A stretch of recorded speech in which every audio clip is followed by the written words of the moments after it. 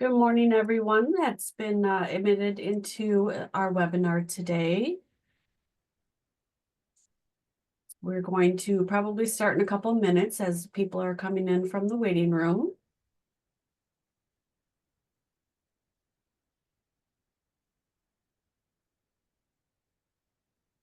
And we do know that there will be some AI assistants logging in as well. Just so everybody is aware, this is being recorded. I think you got the message when you log in.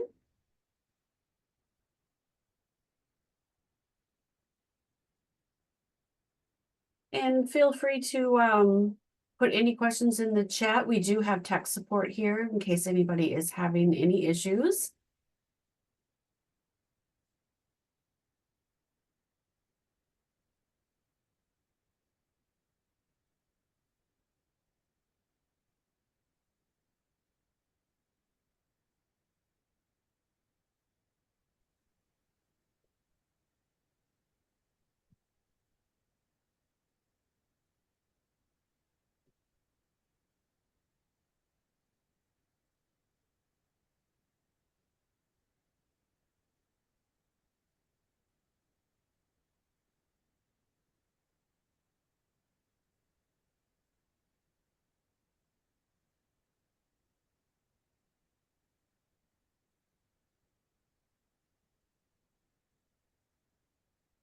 Just thought I would check in with my NAWB staff. Am I able to be heard a little bit better? I changed my microphone. Yes, we can hear you. Okay.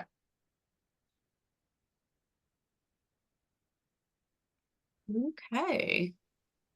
We still have people coming in, so we'll wait just probably 1 or 2 more minutes, but if you would like to join us on camera, you're more than welcome to. Otherwise, we will start with the presentation in a couple minutes.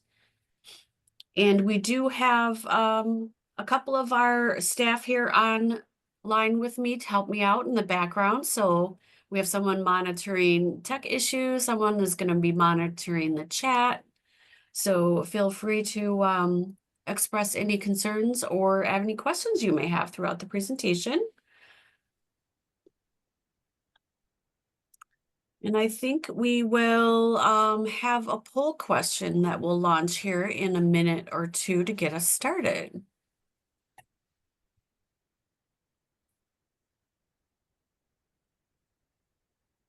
Oh, there we go. Thank you, Zach.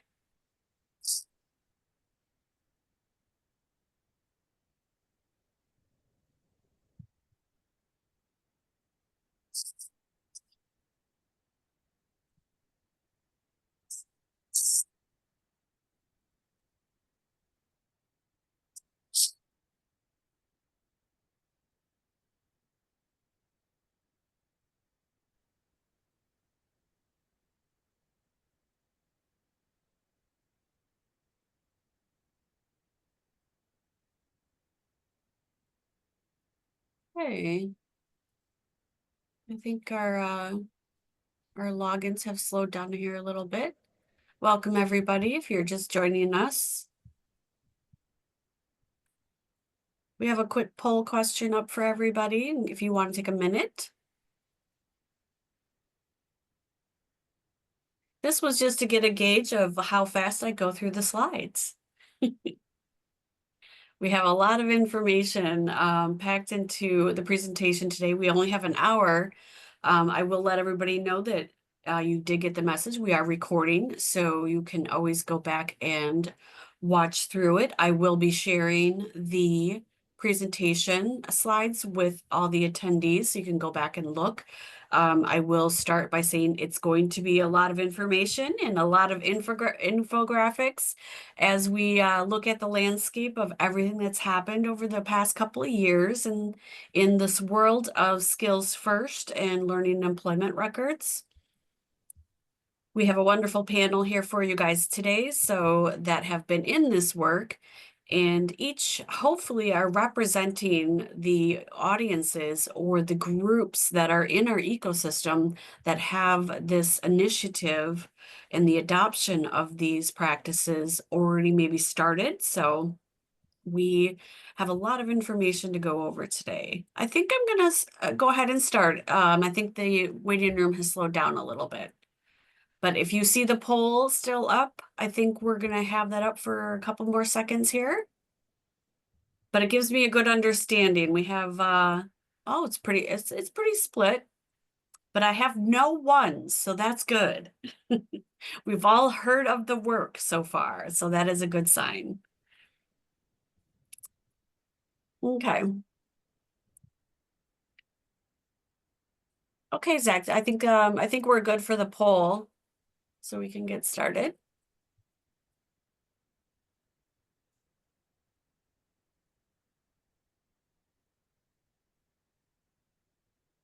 Oh, did I click on the wrong thing? Okay. Okay, welcome everybody. I am Sarah Shade. I'm the program manager here at NAWB. I've been on board for a few months now and dove into this work, but I do have lots of visibility. I have over 20 years experience in the workforce development arena.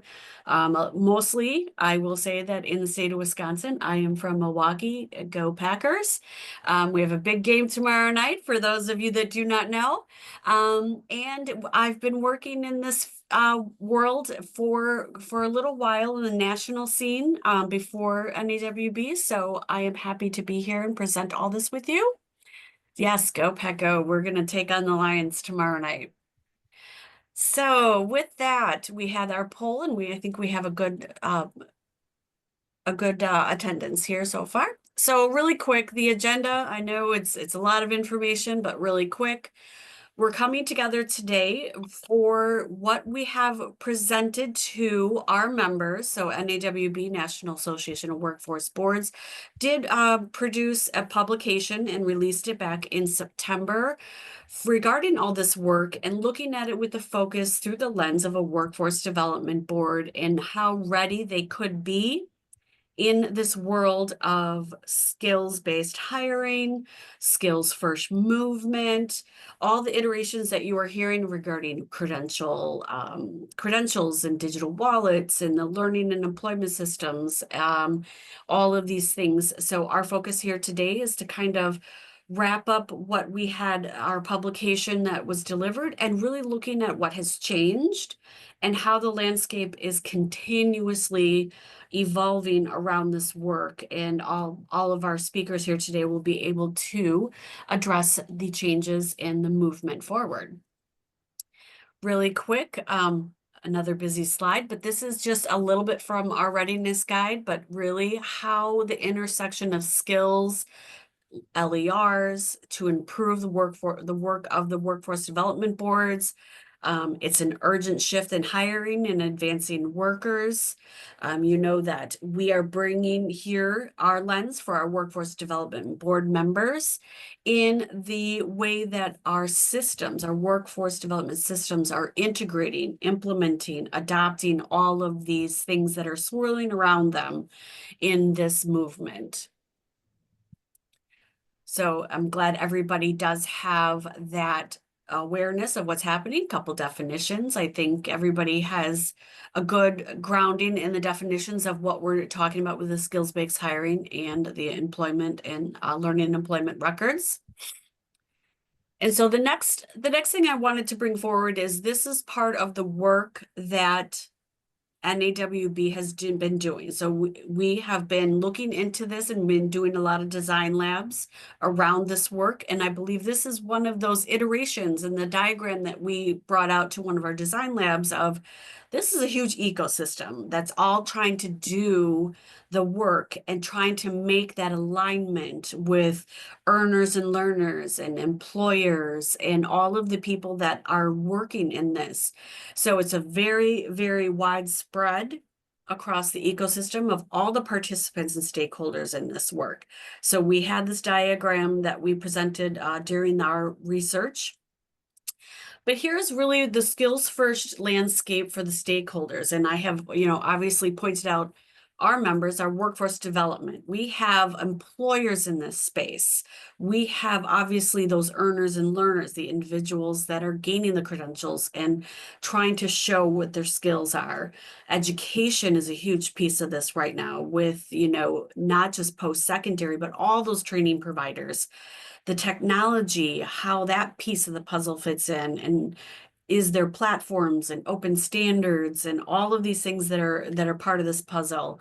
And then, the governance of it. What is the state doing? What are the government policies? What are down to that local and regional level? We all play a role and we all have a piece in this puzzle.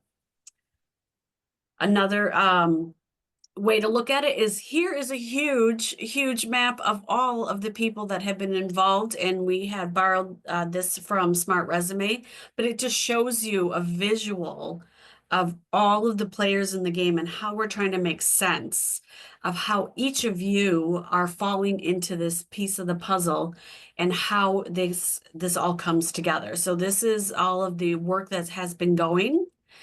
And then we have culminated that in Taylor can talk a little bit about the T3 network and how this interactive map has come together in a couple iterations. So now all these stakeholders can go out and look at their role and the activities that they can do within this ecosystem. So we took this big, huge infographic of everybody and tried to make it a little bit more manageable in how it's being presented. And I believe iterations of this will keep evolving as the work is being pushed forward. So the link is included in the slides here, that our slides will be shared. And if anybody has not been able to go out and utilize the interactive map, it is a great tool, especially if you're on that end of the understanding of I'm just digging into this. We also have an old iteration of, hey, this is how the platforms can work together. These are all the moving pieces. This is the supply and demand side of this movement.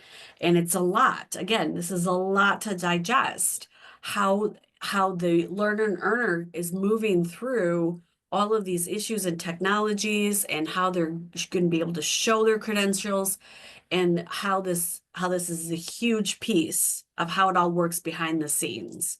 And we have now again borrowed from Ed Design Lab of how this now works a little bit, how we can take that huge infographic and look at it through the lens of everything that we've been talking about, these credential wallets. How are they moving? How are they moving this forward, and all the pieces of this puzzle? And again, where all the stakeholders come forward to be a part of this movement and each of their roles. I believe we have also grabbed from our work prior design labs that has been held by NAWB, looking at it of the future, how employers and workforce development boards move through this and then collaborate, and all the things that we should share and all of the pieces of the data decisions, strengthening that whole collaboration, making sure that the skills-based talent development and alignment is there between, when the workforce boards are working with their clients and their job seekers, and how they help align with the job seekers, the earners and learners. We use these terms interchangeably of, an earner and learner. So somebody who is already in a job, somebody who's already in post-secondary education or a credential or a program through their workforce development board. And then we have the job seekers too, they're part of this system, that are all looking of what are these digital wallets? What am I supposed to do?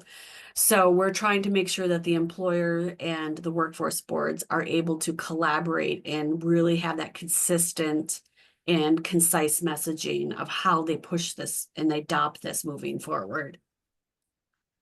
So then again, from the lens of your earner and learner, your individuals, when they get their wallets, and this is the technology that's in play, is how these digital wallets work.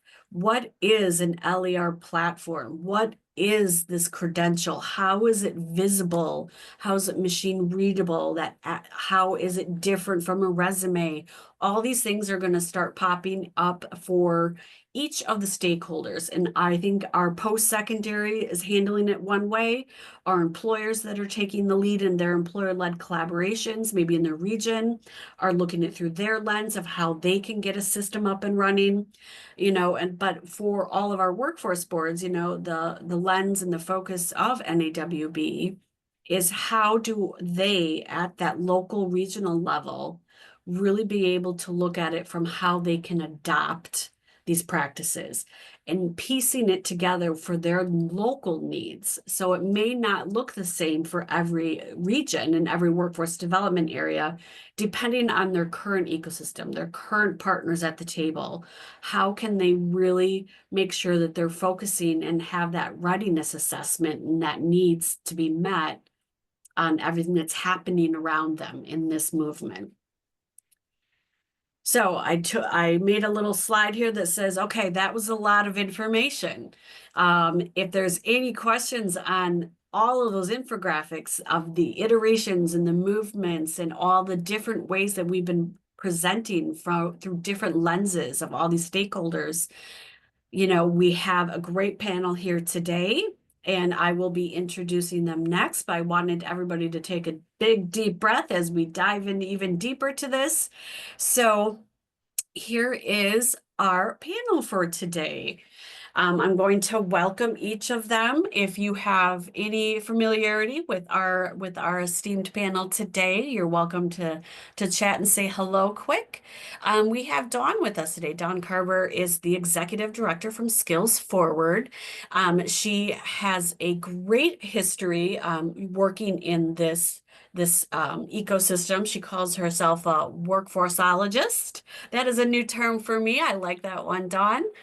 And she has great background in all the programs from youth program manager at Goodwill through talent growth group. And now she is leading the Rockefeller philanthropic side for the Skills Forward. So Dawn is with us here today. Yes, we have Dr. Torrance. He is the president of Motlow State Community College, and that is in Tennessee. He has some great work going on in his post-secondary world on how all this is coming together. Over 30 years experience in this economic development, community and student success, and everything that's going on there in the community college world. And we have Taylor Hansen with us, Executive Director for Policy and Programs at U.S. Chamber of Commerce Foundation. I usually just say Chamber Foundation. People have different ways of saying, but that is a mouthful. He's here, and he can also give us some perspective on the T3 Innovation Network that he is a part of as well. Amanda Winters is also joining us, and she's the program director for post-secondary education at the National Governors Association Center for Best Practices. And again, all mouthful that we have here with us today. So what I'm going to do is I'm going to start us off with a panel. I'm going to be moderating a couple of questions here today because we really want to hear their insight. And again, how all this work has changed over the past couple of years and even more over the summer. It seems like there's been a lot of movement just over the past 6 months. So our first question to the panel is going to be, in your role to our panel of speakers, how has your organization been moving through this landscape of skills plus, skills first, all of these iterations that we're hearing, the digital transformation and the adoption of these learning and employment records? I am going to start with, I'm going to start with Dawn. I don't have you in order on my screen, but I'm going to start with Dawn. Good Thank you, Sarah. afternoon. Hi, thank you. And I should say workforceologist in that it's the study of workforce development, not an expert in it. Perfect. Can you hear me just fine? Yes. Okay, good. So Skills Forward is very engaged in digital transformation and adoption of learning and employment records, or at least testing and piloting learning and employment records. So we were created in 2023 by a group of funders under the Rockefeller Philanthropic Advisors, and we serve to operate and support 7 pilot projects across the country. 2 of them are with workforce boards, a state workforce board and a local workforce board. And the 7 teams are going through the process of selecting the learning and employment record technology, issuing records, depending on who's issuing, having records issued to learners and workers, and then ultimately testing the hiring processes with employers. What we have learned just really quickly so far, we'll get into it a bit more later, but the system is still complex, and we are collectively building it out. And we look forward to working with all of you to help us create the system that you will be impacted by as workforce boards and workforce practitioners. So we look forward to partnering with you. We've served collectively over 100,000 workers and learners, and partnering with several hundred employers through the adoption and skills-based hiring processes. And I'll be interested, maybe even, further into the presentation of hearing of all the challenges maybe that your grantees or your cohorts have been going through. And I know each of them are different, but what you have found out, and what do you have any results from those cohorts yet, especially identifying those challenges and barriers of getting those out of the way for the rest of us to make sure that we are putting in, that they're putting in their strategies as they start to adopt this. Happy to share. I didn't think I should start off with the challenges, but yeah, happy to share as we move through the presentation. Yep. And Taylor, you're up top of my screen now, so I'm going to have you. How has the U.S. Chamber Foundation been going and moving through this landscape? Thanks, Sarah. So the U.S. Chamber of Commerce Foundation has really been involved with the skills approach for about 10 years when we started our talent pipeline management program, which is our signature workforce initiative. Through TPM, we started identifying a number of challenges and hurdles or infrastructure gaps that existed to really make skills-based hiring and that creating a meaningful talent pipeline a reality that was seamless and painless. Not that that will ever be a reality, but we want to get as close to that as possible. And so that's where T3 Innovation Network came from, was trying to figure out what are some ways we can solve for the adoption of practices and standards that would allow for skills-based hiring to happen in a more meaningful and impactful way.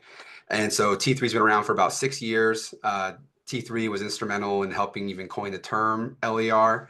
I don't know if we should be thanked for that or the opposite, but we have been instrumental and foundational in working with organizations like NGA and JFF and others to kind of create this ecosystem and build this community of practice around learning and employment records. And so but digital transformation is like the slogan of T3. Digital transformation talent marketplace is our slogan. We want to make sure that all learning counts, that skills can be used like currency. And actually next week, we're having our T3 end of year meeting where we're going to talk a little about the journey of T3, where we started, where we're at today, where we're going, and kind of what we're hoping the future of LERs and skill-based hiring looks like. And so anybody who wants to kind of do a deeper dive into T3 than the 3 or 4 minutes I have right here to talk about it, feel free to join us next week. I can put a link to the registration in the chat. But we have a number of initiatives that we're working on at T3 and the Chamber Foundation, and I'll put links in the chat to each of them. But we have our job side initiative, which is allowing employers to create skills-based job descriptions. We have Experience U, which seeks to take people's lived experiences in the workforce and education settings and give them learning and employment records based on those experiences. And then we have some tools generate to kind of help take those learning and employment records or these digital assets and add value to them by allowing for recommendations and endorsements and putting them into a resume presentation. So I can put a bunch of links into some of the stuff that we're working on, but we're really trying to make it as easy and painless as possible for employers, workforce boards, and all the different members of the ecosystem across that end-to-end use case have a role and make that role as easy to fill as possible. Thank you, Taylor. And we'll have time for questions too throughout this. I'm going to hand it over to Amanda. how's Yeah. your organization been working through this landscape?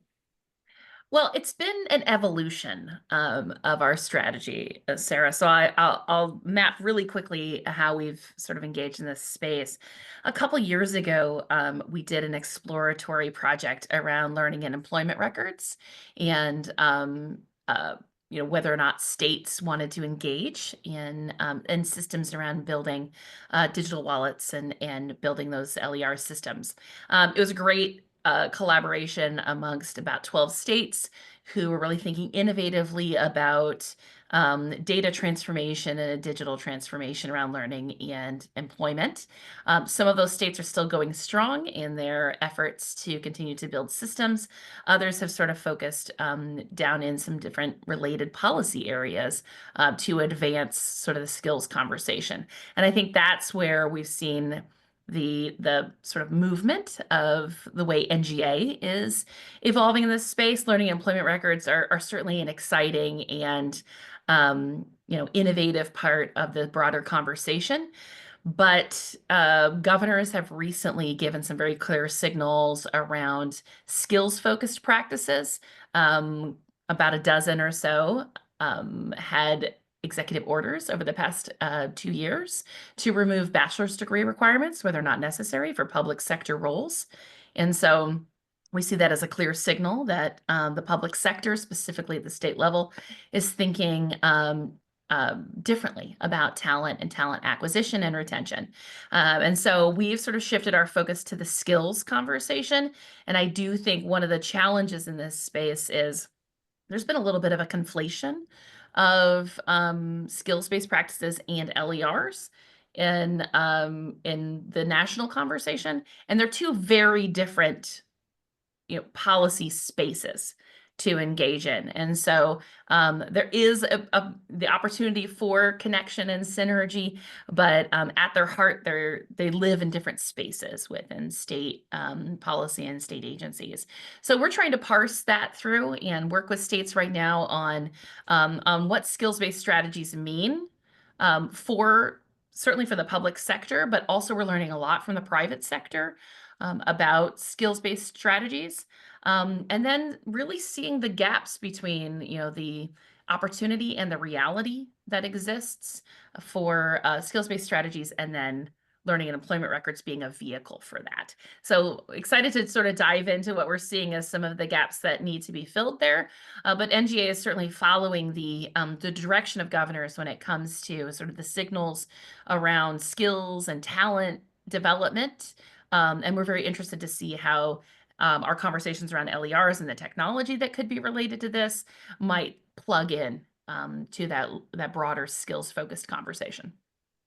Yeah, watching again what the governors are doing for those public jobs and how they're filtering through, and how many states have really, latched onto that. And I think, as we look at our workforce development boards that are in those states, we're hoping here at NAWB that we are providing some kind of resources and tools and ways for you to know how to keep this adoption moving forward in your local regions, and how it does impact the private sector as well. So it's great work, and watching the cohorts at NGA move forward as well. Dr. Torrance, we are at you for this question. Through the lens of your organization at the community college, how have you guys been moving through this landscape of all the skills and digital transformation and the adoption of these practices? Aggressively, assertively, intentionally, and purposefully. All of my colleagues have mentioned what they're doing at the levels of both national, federal, and other. And we just get to do the happy dance of doing it at the local and applied level in conjunction with their efforts, trying to make sure we support their conversations with elected officials, whether they be in Washington or in our local parentis. Institutionally, around the landscape of skills, our goal around skills traditionally is the idea that we know that the adoption of digitization, as well as adoption of any emergent platform, is that plus. So preparation for folks who actually live and breathe in the liberal arts area, for instance, like myself, understanding the need to have that next level 21st century scope of ability in attachment with what they've learned theoretically. So from a very applied platform, Motlow State as an institution, and then as the state of Tennessee having support from the governor's office across the state itself, across all organizations and offices, we've been able to adopt specifically around CTE or STEM-based programs. One of our foremost is the mechatronics, robotics, EV, and now compute is something that we're moving into. The digital transformation that's taking place for us in this 11 county service area, 4,500 square miles, and hundreds of thousands of people being impacted is first and foremost, it gives folks who live in small town rural an opportunity to live, love, work, and play where they were born and raised. And we're really advocates and proponents of that. Digital transformation isn't just something based off of living in a particular area, but it's about commodifying a skill set that is useful and is actually a gateway to generational impact so that people can actually work and make a decent wage and do the things they need to do where they are. We don't all need to move to the city to live and thrive.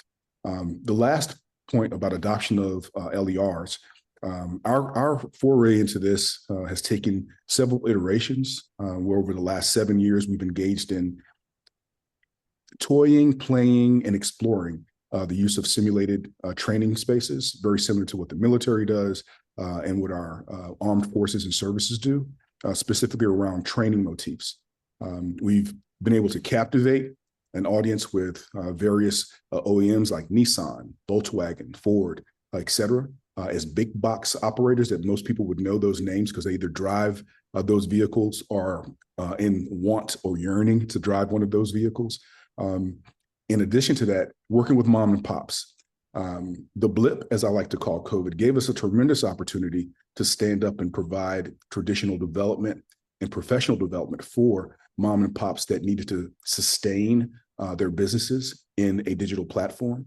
So recognition of skill, recognition of learner employment records has been really good for our graduates. The outcomes of some of this for us and our graduates has been the fact that we see graduates actually get hired and their experiential learning that takes place in simulated environments, plus their field work, plus the quote unquote seat time, is allowing them to accelerate in terms of moving up the ladder or across the organization to make even higher wages within the first 60 to 90 days. And that's pretty exciting for us. So that's a drop in the bucket of what we've been up to, but it's definitely in conjunction with supporting the work that Amanda, Dawn, and others do across the landscape. Specifically, I'd point out one of my colleagues that I just saw jumped on here outside of Taylor, Julie Keene, and what they're doing in North Carolina. Nice shout out. Thank you, Dr. Torrance. And we have one more question for the panel as we move forward, and that would be, can you lend your insights and findings as the stakeholders that have contributed to the design, development, implementation of these practices, and how, through your lens, our workforce development boards fit into this work as each of you tackle your part of the puzzle? So I think I'll go in the same order. Dawn, I know you are working with different cohorts, but how has Skills Forward really been able to have some findings of how this is all contributed? Maybe this is where you can share some of those challenges. Sure. Yeah, and to Amanda's point, we have been sort of using LERs and skills-based hiring interchangeably, and that's just not quite accurate. So, and not accurate at all, honestly. So you can use LERs as a tool in skills-based hiring, but LERs are not skill-based hiring. So we're focused on, we even say, we're using LERs as a tool for skills-based hiring, but for this discussion, I'm going to be talking about LERs. So we have issued grants, awarded grants to 8 teams across the country. We're working with 7. What we have found, we had 2 states unable to work with us and accept upfront monies. We've had vendors have alignment challenges. We found that the language is just too tough. It's really, really hard to have workforce development professionals need to learn everything for you sort of end to end within the learning employment record system. The language is too difficult, and the technology, well, amazing, has some room for growth in terms of scaling and interoperability. We have fabulous vendor partners and partnerships, and we're supporting them as they work more closely together to develop relationships. So I would just keep in mind that it's a system that's being built. It's being built out right now. And so there should be lessons learned, and we're happy to share those along with others that are working in the space. We also are very interested in supporting Sarah and Nob and others and how workforce boards can get involved. First, I would say that it's a system for the LERs. If we do get an LER system in place that works really well, every workforce center, American Job Center in the country will likely be using the system at some point. It'll be a great way to pull information and share information with employers about job seekers and have them, share information during the hiring process. I would say first off, most importantly is to become involved now. Don't wait until employers have already had to do all the legwork themselves to learn about it. Be educated and share what you can about the systems and the work that's occurring. And reach out to any of us, I think, on the panel that most closely aligns with what you're working on. And we're happy to help, and there's others around the country. We're also happy to point you to subject matter experts and consultants and webinars and every other possible way that you could learn. What I'm encouraging most people to do now is go out and get a wallet. It's way easier than trying to read about all the different, standards and the technology. Grab a wallet. We're happy to share on our website. We'll be promoting different wallets that are free and accessible. So go grab one and see for yourself what it's like and what it could be. And I would just start playing around with the technology the best you can and start learning about it. Is there anything else you'd like me to address in the challenges? I think that was the good way you started, is because that's a lot of the things that I'm finding myself in this process, in this iteration and this ecosystem, is through the eyes of each stakeholder. What is skills-based hiring or skills-first practices with or without an LER, because they are separate. So I think one of those foundational things, and this is where, NAWB will help our workforce development board members really start to understand of how they can adopt all of this, but what they actually put into play or what they actually integrate and implement could start with just that skills-based practices for their employers that are at the table, how they interact with them, their post-secondary that comes into the conversation of, you can have a skills-based hiring practice in a flow that is happening in your community without an LER. And the LER is just that, like you said, that tool. So how do we really bring together these skills-based job descriptions and positions that are meeting the needs of the local employer? So I'm glad that you touched on that, how they're two different things. Yeah, I want to ask, if I can, just really quickly. I hear quite a bit. People will call and say, show me proof that employers are using this. Well, I mean, it's kind of like showing you proof that employers were using email in the 70s, right? Like it's not just, it's not quite there yet. It's not really happening. I shouldn't use 70s as an example, but the technology is coming. It is happening. And when people say, will employers use this? Employers are going to use any tool they possibly can that's going to help them make the best possible hires and find talent. So once the system is built out, once there's critical mass, are they going to use it? Why would they not? And then, I would just also add, show me the data. We hear that quite a bit. Well, that's what employers want as well. They want data about those that they're seeking to hire and promote, and that's what LERs have to offer. Thanks, Sarah.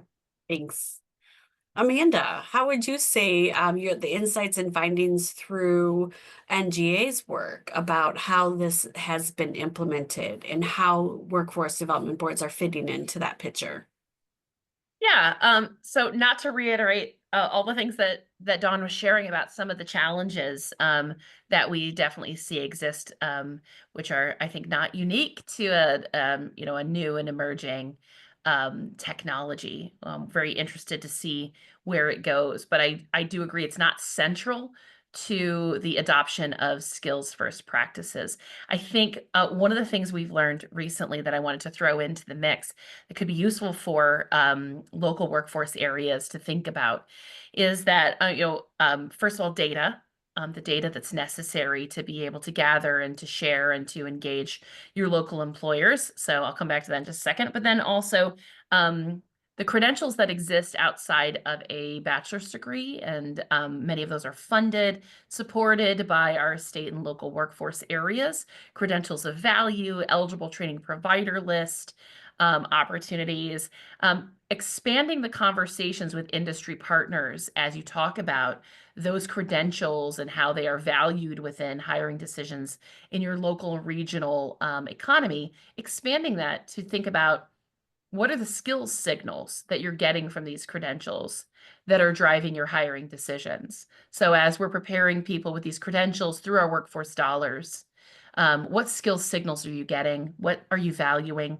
Because I do think the conversation about non-degree credentials and credentials of value or industry recognized credentials is a key part of an LER conversation or a skills strategy conversation. So it's what exists out there as a proxy for skills or a signal for skills that is speaking to the needs of your industry partners. So there's ways to expand the strategy at your local area around skills by layering on more information about the credentials that are seen as valuable within your regional economy, and getting a better understanding of the skills that are signaled through these and how those sort of stretch across different industry sectors.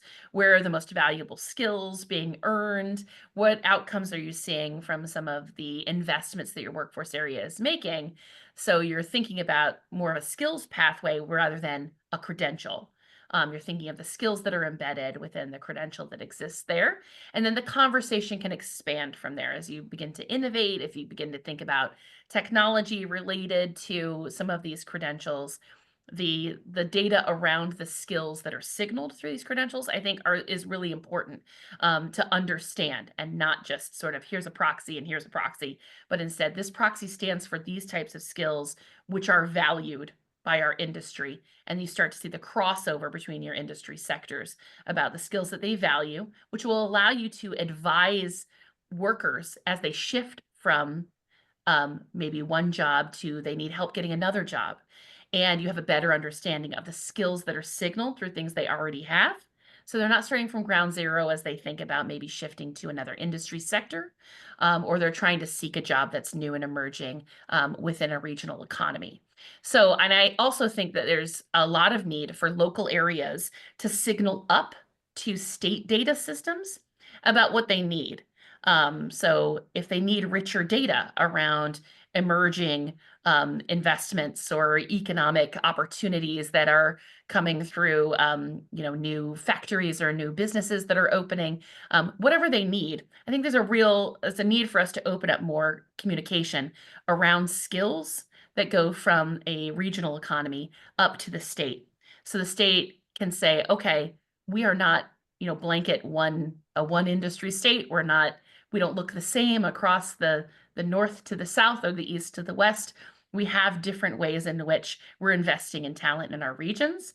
And we need to create that richer data set that can be moved more easily to support local area conversations. So just a few ways in which the skills conversation, I think, can be supported by local workforce boards and the work they already do that can maybe have more more of a skills tint to it as they work with their local industry and as they communicate with their state workforce board and state leaders who are considering investments to support people moving through post-secondary or workforce training pathways. Yeah, thank you, Amanda. I think that's one of the pieces too, is that how are their current systems? And I think that's something that NAWB may, try to help tackle, in the upcoming movement stages of this is, each state has their workforce information system, and how is this really, working along with, is there something else that can be done? I know some states have built,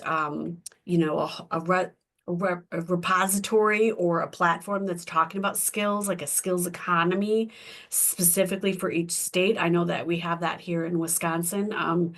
Through our workforce development division, is that I think it's called Skills Explorer, and it really brings that down to a digestible path for employers or even job seekers. Anybody can go on there and start dictating what are their skills and how they're transferable even across industry. So I think that's another piece of it. Yeah, because I think what you're saying is playing right into what I was hoping to get out of this is, Yep. you don't want to create something new. For sustainability of efforts, it's really building on what we already do, but adding those extra elements of the ways in which we're trying to talk about talent or Yep. trying to talk about advancement through, thinking about valuing different types of learning and skill development. Yeah, and I think that feeds into Taylor, how maybe you're looking at it through the insights and findings of the work that you're doing, and how even U.S. Chamber of Commerce Foundation has built in what we all saw last week or the week before, of how this digital transformation is being woven into talent pipeline management from your organization. Yeah, thanks, Sarah. I think one of the insights or findings that I have from this is that when you're first getting introduced to LERs or skills-based hiring, it can seem like a lot because it's a lot to digest and consume and understand. And I think it's about just starting small. Don't let perfection be the enemy of good. Find ways that, to Amanda's point, that you can start embedding or implementing skills first strategies into your current and existing practices. I view LERs, when you think about skills-based hiring or skills first strategies, I view LER as kind of like, I'm a sports fan, so I view them kind of like as a performance enhancer where they can help make your skills first strategies even more impactful and meaningful, but you can still get started without doing LERs. And then when you're kind of investing and embedding these skills first strategies into your workflows, you can start figuring out ways to incorporate LERs or other new digital transformation tools that can enhance what you're doing. Like I said, oh shoot, I need to go back and get the Ahmed. Oh, we have somebody that's not muted. So I think it's really about just getting started, finding tools and solutions that can help you get started. And if doing all these new technologies and finding new tech vendors and partners is too much, talk to your local workforce board or your local chambers of commerce about getting a talent pipeline management cohort set up in your area, and talk to the Michael Torrances and Dr. Torrances in your area, the college and university leaders and education training provider leaders in your area, and ask them, hey, can we work together to align your outcomes and your offerings to the skills we need for our demands? And that's where you're really going to start finding ways to align the employer needs with the workforce and with what employers and their training providers are putting out into the workforce. We also have our Experience You initiative. We have a couple of our AI partners, I think even in the call today, Beth Ardner from Go Beckley. So we're trying to find ways to work with workforce boards to help engage local employers or local or recently displaced workers and generate LERs for them, show local employers the value of having these digital assets and the skills rich data that they can contain, and how that can be used to kind of help do matching, find employment or educational pathways. And so there's lots of different ways to get involved. And, if it seems like a bridge too far, reach out. We're happy to help figure out how you can just get started. We're happy to give you the tools to get started on your journey, because it is a journey. And we want to make sure that you have the resources necessary to be successful. Yeah, thank you, Taylor. And throwing it to Dr. Torrance too, of how have you in your initiatives moved forward, and how have your local and regional workforce boards been engaged in that work? I'm fortunate to live in a place where people like to try things, and we're okay with failure so long as we're moving towards getting something accomplished. Very much to Taylor's point around, it doesn't have to be perfect to get off the ground. It just has to get started. So the idea of design around what we have done as an institution is really around what our workforce development boards needed. It's also an attempt to try to truncate data so that we can get access to the information in a way that is applicable for the person who is trying to get the job, as well as the employer trying to hire our graduates for the jobs. We have seen a movement away from a lot of conversation around transfer in the community college sector over the last 3 to 5 years. A lot of the conversation is about employment, which is fine, but there is going to be a continued sector of student that is going to choose to continue to quote unquote upskill by transferring to four-year institutions. So our design is very much, how do we create platforms and programs that align with workforce needs, meet the curriculum expectations, and allow students to, as seamlessly as possible, transfer and or go to work at any given time. That's a whole lot. And so what we've been able to land on is, how do we make sure that we accentuate what we're teaching or training on? And at any given moment, if something happens in terms of life circumstances for a student, they have to drop out at week 8, that we've actually given them skill sets that we can assert, and so self-assertion and or institutional assertion, and they can walk away with some form of recognizable skill that allows them to be gainfully employed at a little bit of a higher rate than just coming through the door. Additionally, part of our development has been around not just the student that we all think about. So if all of us had traditional pathways, I did not. I went to the military first, and then I came back and attempted to run around and throw a ball through a hoop. And then I decided that I wanted to work for myself. And so there's so many stop gaps in between your trajectory toward what you ultimately end up doing. And we are good at quote unquote doing college and doing training. Our students, whether they be incumbent workers coming back or the traditional coming through, they don't know anything about what we do and how we do it. And to Dawn's point, it's our responsibility, I think, to demystify the language. So speaking with our WDBs and creating our own advisory boards for each particular program or grand college has been really important in our design and development and deployment of what we're doing. Lastly, the implementation of the practices, it's ongoing, obviously, because we have lots of big tech and big time OEMs in the state of Tennessee. A lot of that work has been really easy, to be honest with you, because they are hungry for innovation that is going to be applicable and useful, that's going to help them be more effective and efficient. But I don't know that that is a quote unquote been bought in holistically. And it's like anything else. As we've mentioned, if you have something that's new to the table, people have to recognize that we've done so much for so long. We do have lots of these pieces already in place, and someone wants to come along and say, well, let's do this new thing. It's like, well, we don't necessarily need to do that. We need to utilize the data from the various state entities, various local organizations, local chambers and such, and leverage what we already do and simply enhance it. I think that's more cost effective. But sometimes when I mention that to whomever may be in the room, I don't want to designate anyone. The response is sometimes almost as an affront that we are not going to spend more money. And I'm like, we can leverage that money and spend that more money more judiciously to impact more people by utilizing what we already have in place, tangentially cobbling it together, and then scaling it out. Perhaps that is how my brain works, and that's why it seems simple to me. But sometimes we have to work through where each of the individual agencies are to help our students and those who are coming from various skill sets to gain new skills, move towards what's available for today. So that's what we've been up to, and so far so good. I will definitely say to all of the panelists and everyone listening today, it is not a perfect science. And if we could figure out the perfect science around it, because each individual has specific needs. So we're trying to make sure that we do our best, and sometimes we don't, but we try to do our best to meet people where they are to help them to get to where they want to go.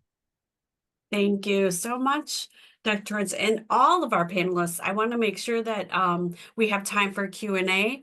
And if anybody has questions, I'm going to reiterate of everything that these panelists have said in this ecosystem, this landscape, is that we're not there yet. There's a lot of iterations, and we like innovation, and we'd like to look at it as, you know what, it's not a failure.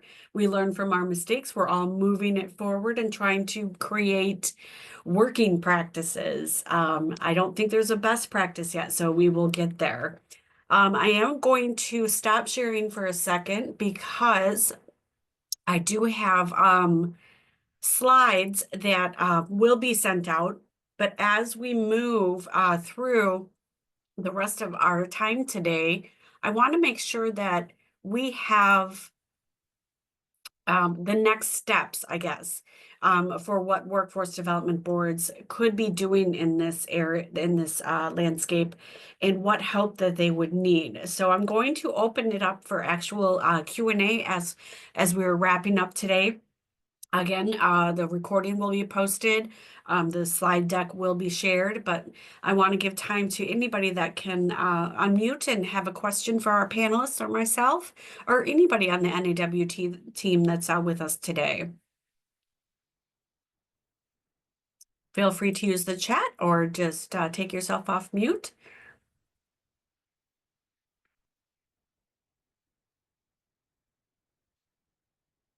I do not see anything coming through. We have such a quiet bunch today. That means we convinced everybody. that they should move forward to the next steps of whatever it is they have to do. Sarah, can yeah. I add a reflection from Yes. I had the opportunity to join an NAWB meeting in Colorado last year Yes. about LERs. Correct. And I think one of the things that I walked away with is I think there was very much a willingness to engage from the employers, but it was very much a make this easy for me to use, make my process better and easier. And so there was just sort of that, since we are in the building stage right now and they are interested in using the finished product, there's sort of that we need to figure out how to incrementally get closer to what they need, because I think the willingness is there. But I also think that there's a real need for us to hear clearly from industry partners, small and medium-sized businesses at each step, so that they're seeing the progress and it is getting them closer to what they need, and not just closer to maybe what, state education or higher education conversations might be indicating that they need. So I think the sort of the reality connecting with the willingness is a next phase of this work. But it was really great for me to be able to hear Yes. from Yeah, local areas. Yeah, that was the gathering with employers. And I think at every stage, no matter what workforce development area they're in, your local and regional, up even to, what has the state done? Because we know Alabama has come really far in this work. But look at your needs for your local ecosystem. Do you have or an industry-led organization? Do you have an employer-led collaborative? Do you have that symmetry across your landscape already to tap into?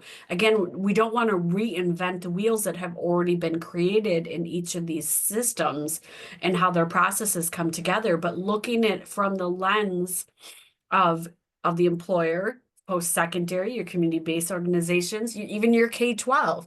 K-12 has a huge part in this, especially when we look at CTE and all of these ways that we're integrating youth into talent pipelines.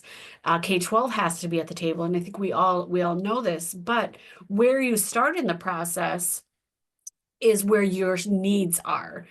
And again, how do you then take it from a workforce development board down to that workforce development area staff? And that's where NAWB is in that. I hate calling them silos because we do talk, as somebody requests, thank you, Taylor, for asking, answering that. We are looking at it from this ecosystem of all of us, how to get consistent and concise messaging through all of this, and making sure that, you know, that it's open source, that all these things. But again, NAWB is really looking at how to support our workforce development areas and getting those staff. So the case managers have what they need, the career advisors have what they need, the one-stop shop operators are having access to this language and what is happening around them. So we each have our target audience, as you could say. But yes, that's why this panel is here. We are all working together to figure out how to make that ecosystem as healthy as it can be for each area and each community that needs to implement and start adopting all of this. So before we go and close anything out, I put it out there one more time. We had a chat message, but if anybody wants to chime in with anything and any questions, my contact information, I believe, it can be used to contact me if you have any questions. I will put it here in the chat. And of course, we are going to have this sent out. The slides and the recording will be posted in somewhere on our NOB website. I don't know, Zach, if you can point us in the exact location of where those recordings go, and there will be an email and a short survey after everybody logs out. So if anybody has any questions, let us know now. I think we're going to start probably saying goodbye. Have a great holiday season. Thanks all. Thank you, Thank everybody. you. Happy holidays, everybody. Thank you for having us. Thank you.